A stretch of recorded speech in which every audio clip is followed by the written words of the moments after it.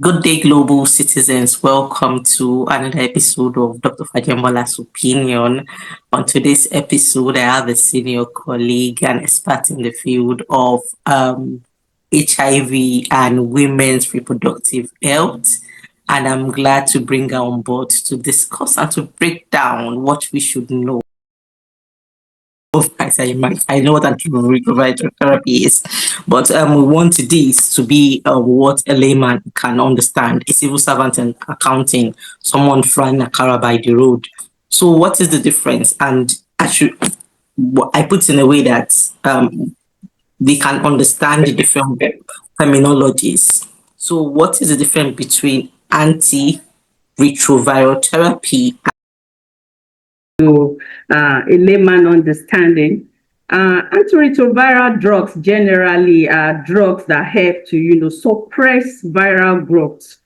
They help to reduce the replication of the virus because that is the main, will I say, essence of survival of the virus, which we now see as HIV. So it helps to suppress its replication.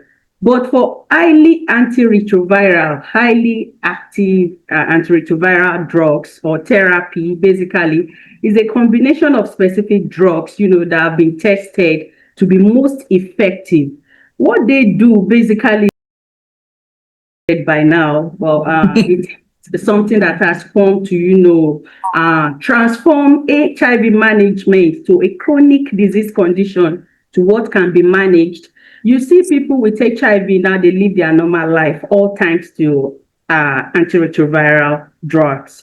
But however, there is a current emergence of its effect on reproductive health.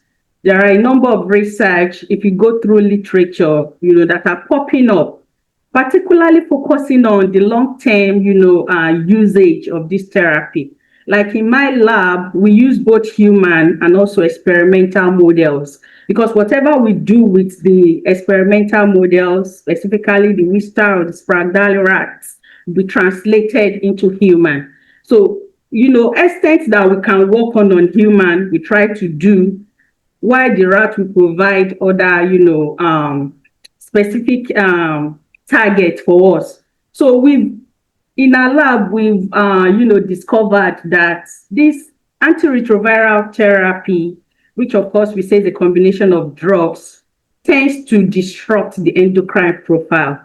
It tends to affect neural endocrinology, and we know that virtually all the systems in the body are controlled by the brain.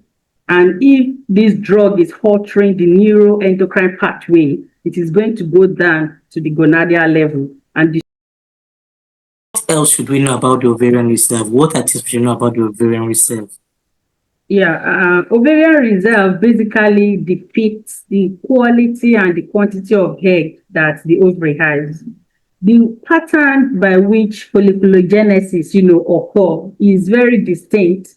I still cannot figure out any other, processes in the body that is like folliculogenesis. It's just distinct. So when it occurs, there is a particular number that we are born with as women. And as folliculogenesis occurs, it's a monthly event, like a menstrual cycle.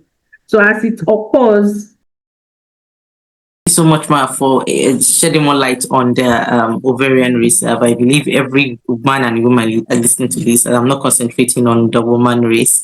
I believe every man and woman listening to this has more knowledge on the ovarian reserve and what factors affect it.